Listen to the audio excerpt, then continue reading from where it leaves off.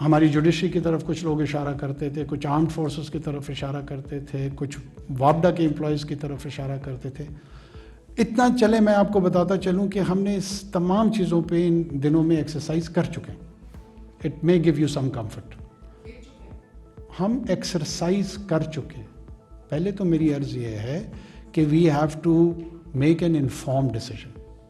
مجھے یہاں کوئی کہہ دے کہ جی تمام ججز کے یونٹس مفت ہیں, میں مان لوں. مجھے کوئی کہے کہ تمام جرنیلوں کے یونٹس مفت ہیں, میں مان لوں. مجھے کوئی کہے کہ تمام وابڈا کے ملازمین کے یونٹس مفت ہیں, میں مان لوں. یا we have to officially inquire کہ جو فیکچوئل پوزیشن ہے وہ کیا ہے. وہ مکس ہے.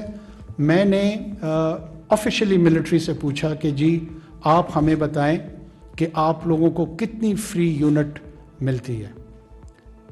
The answer I got, which again has been verified, that they do not consume a single unit free.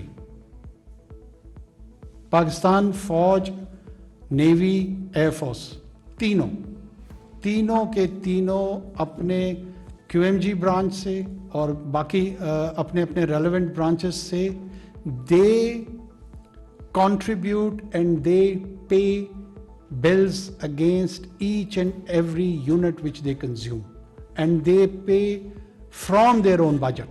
جو ان کو allocated budgetary position ہے ان کی, اس میں سے وہ پے کرتے ہیں. جوڈیشری میں بھی we have been conveyed کہ جس طریقے سے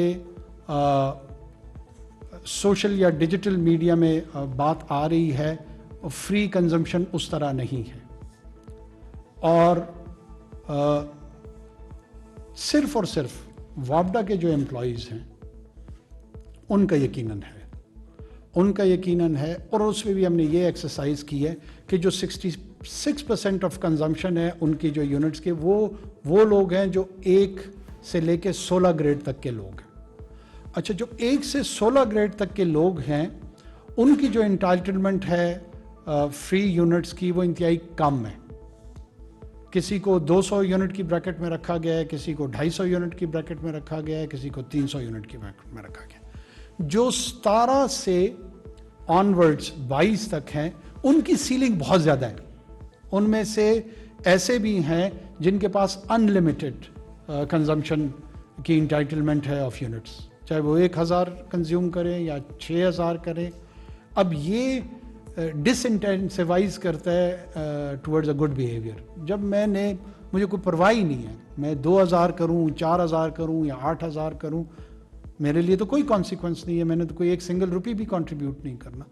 تو پھر میں دوپہر کے 12 بجے بھی جو ہے نا تمام لائٹیں آن ہی رکھوں گا. اس کے لیے یہی میں آپ کو عرض کر رہا تھا کہ ہم نے ایکسرسائز کی ہے. ہم نے تمام کے تمام جتنے بھی ہمارے اسٹیک ہولڈرز ہیں ان کو بلایا ہے اور پالیسی آپشنز پہ نہ صرف ہم نے مل اوور کیا ہے, we have thought about it, اور within 48 hours we will come up with a policy also. اس میں دونوں سائڈ کی آرگومنٹس آ رہی ہیں. ایک آرگومنٹ یہ ہے کہ چونکہ وابڈا کے لوگ کنٹریبیوٹ کر رہے ہیں towards the generation of electricity, آپ ٹیچر کے بچے جو ہوتے ہیں وہ اپنے اسکول میں ان کو کنسیشن ملتی ہے, تو آپ don't be reft them as a whole.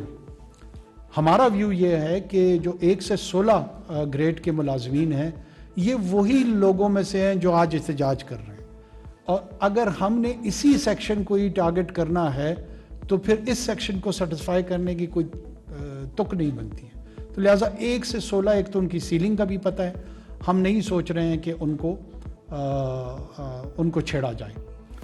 جو 17 سے 22 تک ہے گریڈ تک, ایک تو ان کی مانیٹائزیشن کی تجویز ہے کہ ان کو فری اویلیبلٹی آف یونٹ کی بجائے ایک مانیٹائز کر کے ان کو یوٹیلیٹی کے زمرے میں ایک اسپیسیفک اماؤنٹ دی جائے. اور دوسری تجویز یہ بھی ساتھ میں ہے کہ جو انٹائٹلمنٹ ہے اس پہ 50% کٹ لگا دیا جائے. So we are coming with rational policy options.